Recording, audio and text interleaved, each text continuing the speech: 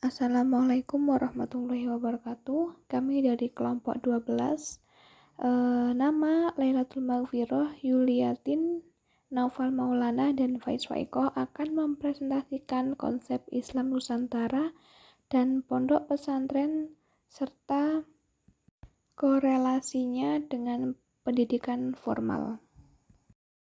Berikut rumusan masalah. Yang pertama, bagaimana pemahaman keilmuan dalam Islam. Yang kedua, bagaimana pengamalan keilmuan Islam Nusantara. Yang ketiga, bagaimana pengembangan budaya Islam Nusantara. Dan yang terakhir, bagaimana menghidupkan kembali Islam Nusantara sebagai bentuk mencintai dan menjaga tradisi bangsa melalui pendidikan formal. Assalamualaikum warahmatullahi wabarakatuh. Di sini kami akan membahas materi yang pertama, yaitu tentang pemahaman keilmuan dalam Islam.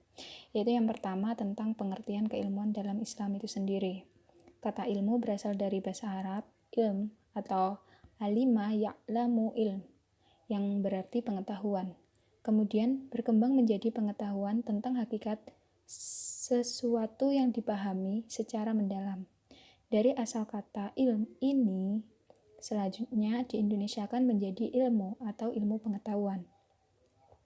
Dalam perspektif Islam, ilmu merupakan pengetahuan mendalam, hasil usaha yang sungguh-sungguh atau ijtihad dari para ilmuwan muslim atau ulama atau mujtahid atas persoalan-persoalan duniawi dan ukhrawi dengan bersumber kepada wahyu Allah. Al-Quran dan hadis merupakan wahyu Allah yang berfungsi sebagai petunjuk atau hudan bagi umat manusia. Termasuk dalam hal ini adalah petunjuk tentang ilmu dan aktivitas ilmiah. Al-Quran memberikan perhatian yang sangat istimewa terhadap aktivitas ilmiah. Terbukti, ayat yang pertama kali turun berbunyi, "Bacalah," dengan menyebut nama Tuhanmu yang telah menciptakan. Membaca dalam artian yang luas merupakan aktivitas utama dalam kegiatan ilmiah.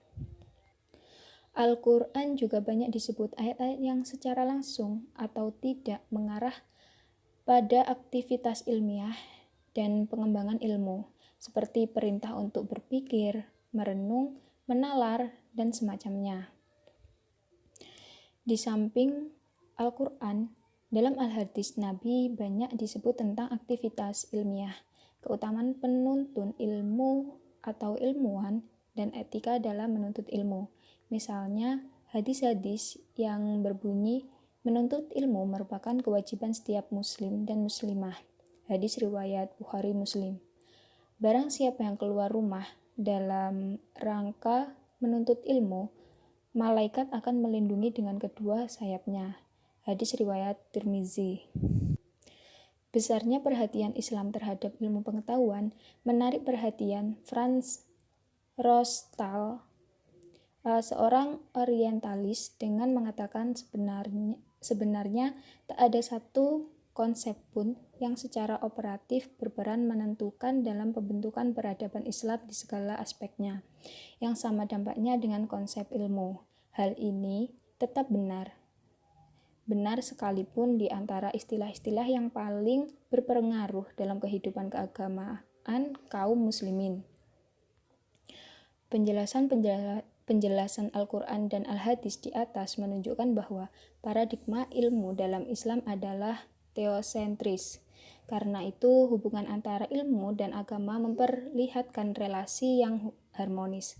Ilmu tumbuh dan berkembang berjalan seiring dengan agama. Karena itu, dalam sejarah peradaban Islam, ulama hidup rukun berdampingan dengan para ilmuwan. Bahkan banyak ditemukan para ilmuwan dalam Islam sekaligus sebagai ulama.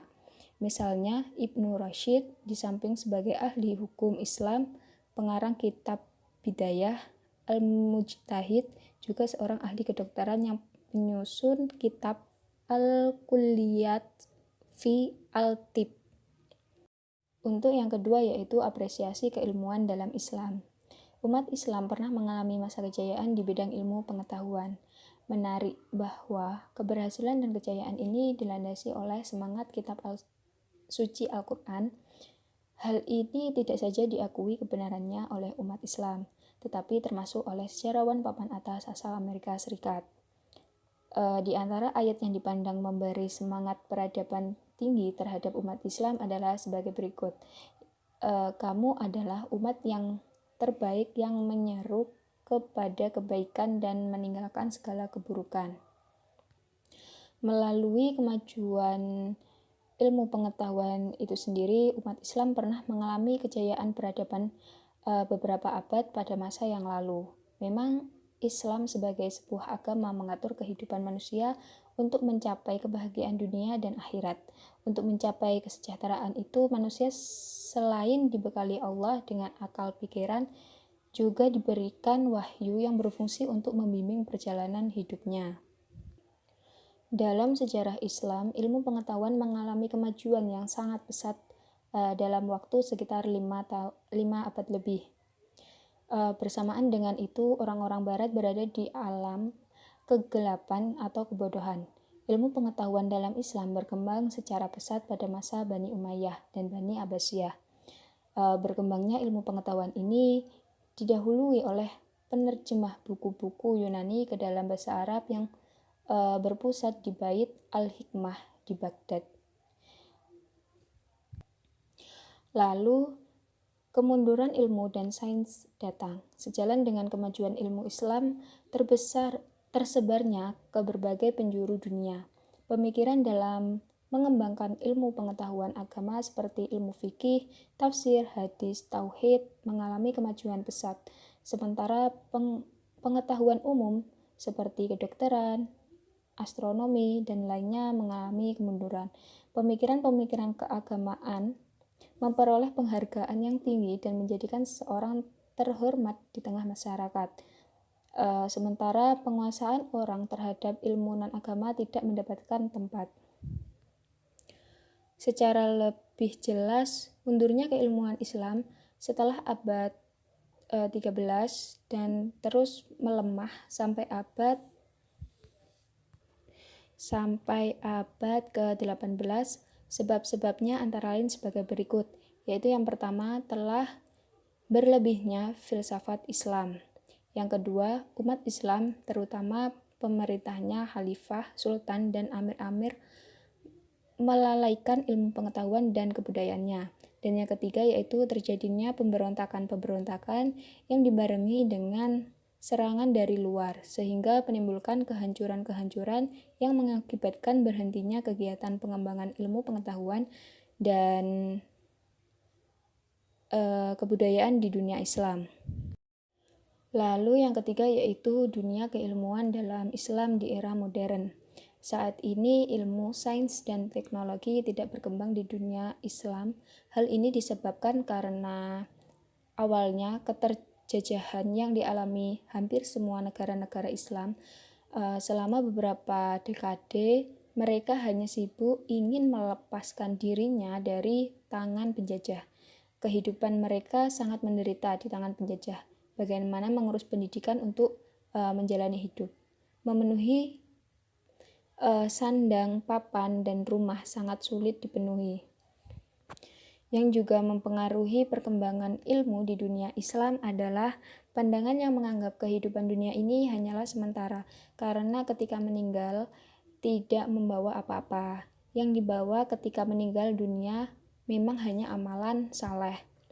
Ada pula hadis yang sering diungkapkan saat penjajahan bahwa dunia ini adalah penjara bagi kaum muslimin dan surga bagi orang kafir. Dengan kata lain, dunia ini adalah surga bagi orang kafir. Di dunia modern sekarang ini, penghargaan internasional terhadap pengembangan ilmu dihargai dengan hadiah Nobel. Bukan saja dalam bidang sains dan teknologi, tetapi juga dalam bidang ilmu-ilmu sosial. Penerimaan hadiah Nobel di kalangan umat Islam saat ini hanya sedikit dan bisa dihitung dengan jari. Salah satunya yang tercatat adalah Abdussalam yang berkebangsaan Pakistan. Umat Islam adalah mayoritas di negeri ini. Rupa buruk atau baik juga sangat tergantung kepada kinerja umat Islam. pendidikan di Indonesia saat ini berada di bawah peringkat Malaysia dan Vietnam, di mana negara terakhir baru saja lepas dari berperang. Malaysia di fase kemerdekaannya banyak mengirim anak-anaknya ke Indonesia. Kini justru terbalik, di mana banyak anak Indonesia belajar di negeri jiran itu. Perbandingan ini baru pada lembaga pendidikan yang selama ini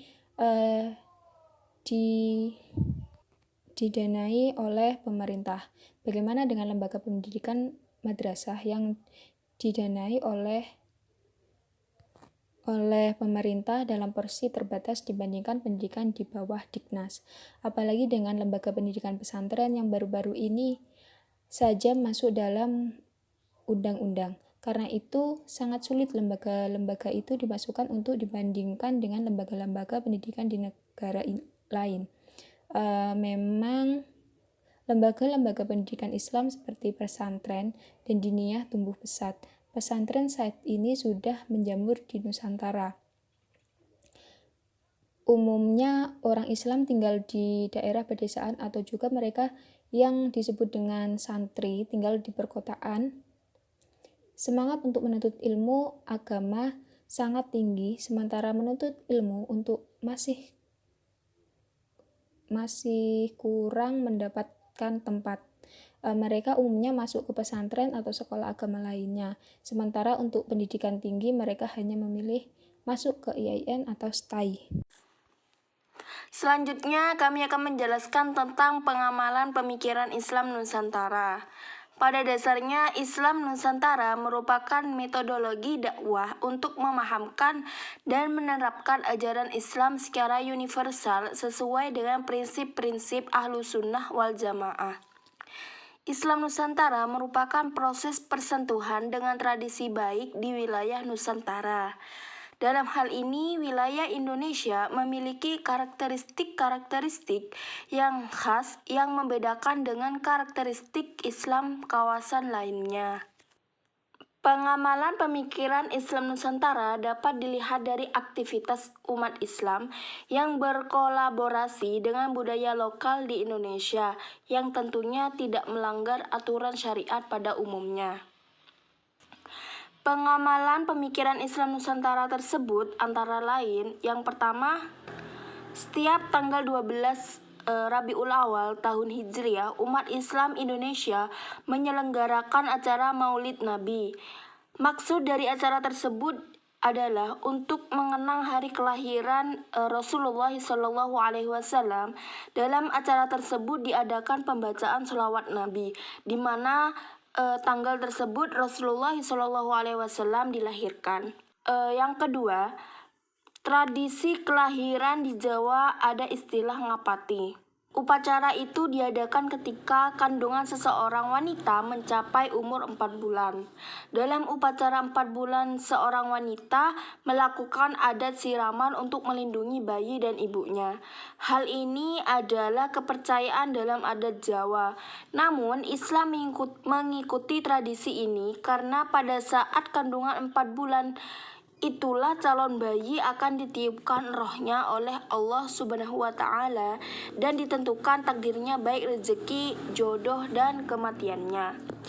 Selanjutnya, pelaksanaan acara akad atau pelaksanaan sebelum akad nikah atau ijab kabul biasanya diselenggarakan dengan syariat Islam, tetapi dalam upacara pernikahan atau resepsi menggunakan budaya Jawa. Sebelum akad nikah diadakan siraman kembang setaman. Kemudian di dalam rumah untuk resepsi ada hiasan dekorasi yang berisi bunga-bunga. Di depan gapura juga ada janur kuning dan sebagainya. Hal ini bukanlah musyrik, semuanya adalah simbol sebagai bentuk ungkapan kebahagiaan dari pasangan pengantin.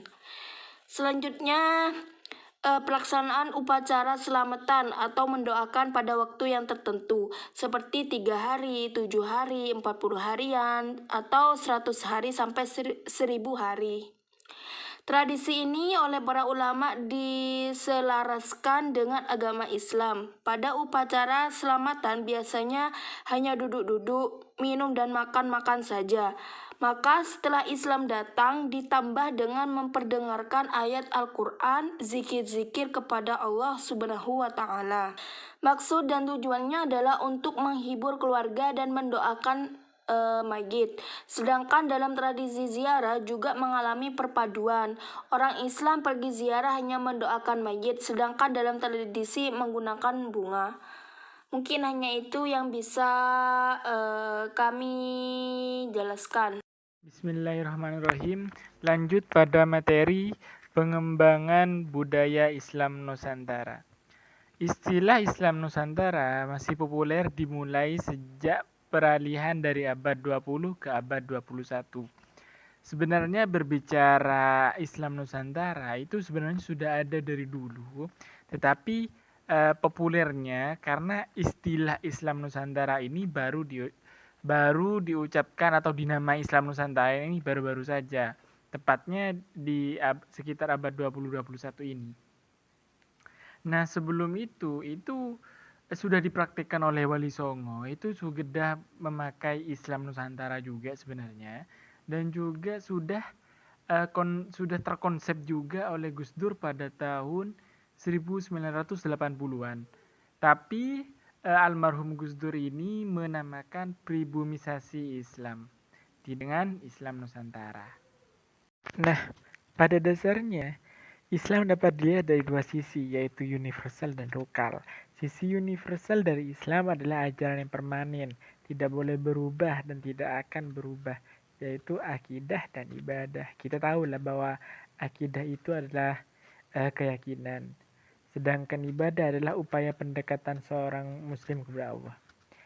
Nah, sedangkan Islam Nusantara itu dikembangkan untuk mempertemukan Islam dengan budaya lokal, sehingga dapat disaksikan nilai-nilai Islam terintegrasi dengan budaya masyarakat setempat. Jadi artinya Islam Nusantara itu proses akulturasi budaya. Jadi jika ada budaya yang nyeleweng dari syariat Islam, maka itu tidak akan diakulturasikan. Jadi tidak semua budaya atau tidak sembarang budaya itu dimasukkan nilai-nilai keislaman. Nah, sama seperti pada zamannya Wali Songo, itu menggunakan wayang sebagai penyebaran atau media untuk dakwah. Itu kan tidak menyeleweng budaya wayang, itu tidak menyeleweng dari ajaran syariat Islam. Lalu dimasukkanlah poin-poin keislamannya. Nah, kedatangan Islam Nusantara bukan untuk merubah doktrin Islam, akan tetapi hanya ingin mencari metode bagaimana melabuhkan Islam dalam konteks beragamnya budaya masyarakat lokal. Indonesia ini kan bermacam budaya, jadi dengan adanya Islam Nusantara itu diharapkan Islam itu mampu dikenal dan diterima dengan damai oleh orang-orang Indonesia.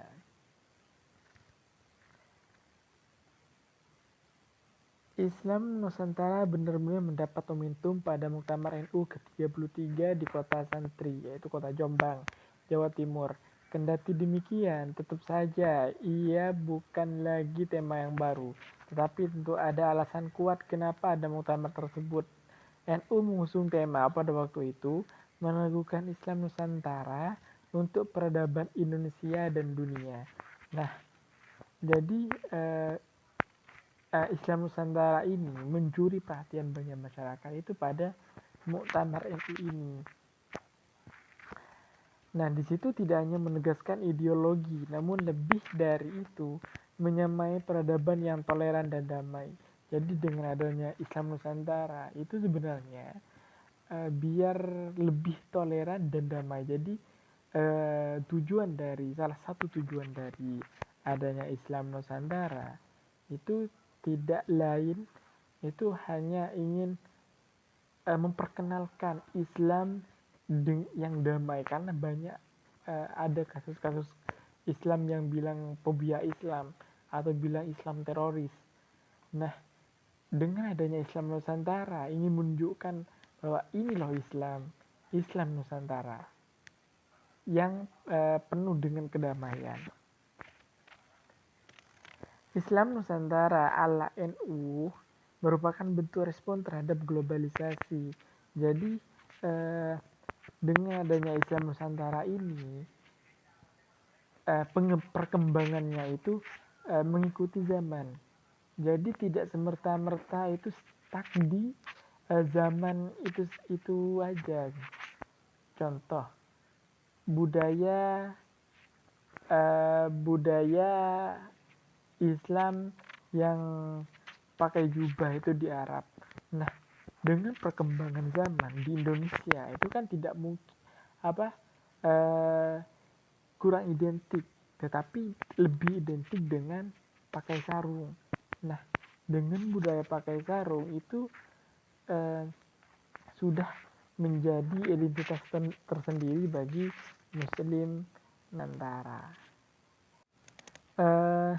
Menurut Najib Burhani, sebagaimana dikutip oleh Ahmad Sahal, Islam Nusantara yang dipahami sebagai manifestasi dari sikap menghadapi globalisasi tersebut dapat digambarkan dengan istilah lenggamnya Nusantara tapi isinya Islam.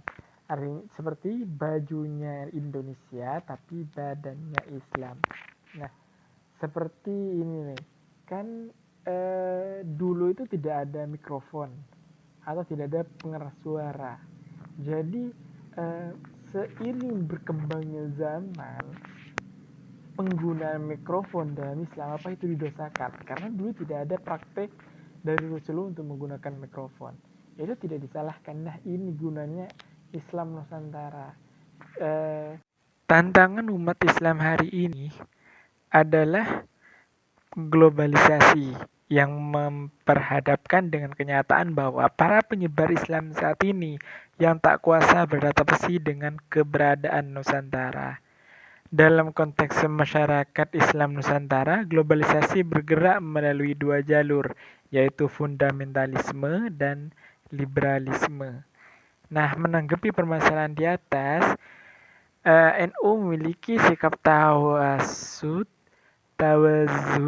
dan tasamuh sebagai prinsip ajaran Islam Ahlussunnah wal Jamaah. Pertama dari tawasud, yaitu moderat. Ini adalah sikap keberagaman yang tidak terjebak pada titik ekstrim. Melalui sikap ini, setidaknya mampu menjemput setiap kebaikan dari berbagai kelompok. Kemampuan untuk mengapresiasi kebaikan dan kebenaran dari berbagai kelompok memungkinkan Jamiah NU untuk tetap berada di tengah-tengah. Yang kedua, tawazun, yakni seimbang. Keseimbangan merupakan sikap keberagaman masyarakat yang bersedia memperhitungkan berbagai sudut pandang dan kemudian mengambil posisi yang seimbang dan proporsional. Yang ketiga, tasamuh, yaitu toleran. Melalui toleransi, NU itu mengimplementasikan sikap keberagaman dan kemasyarakatannya yang menghargai kebinekaan. Nah, arus globalisasi kan sudah tidak bisa dibendung lagi. Sudah banyak kebarat-baratan yang masuk mempengaruhi budaya dari Islam Nusantara itu. Jadi yang awalnya pakai sarung, sekarang sudah pakai celana bolong-bolong, ikut arus globalisasi, ikut orang-orang barat. Nah, untuk mengatasi hal itu sehingga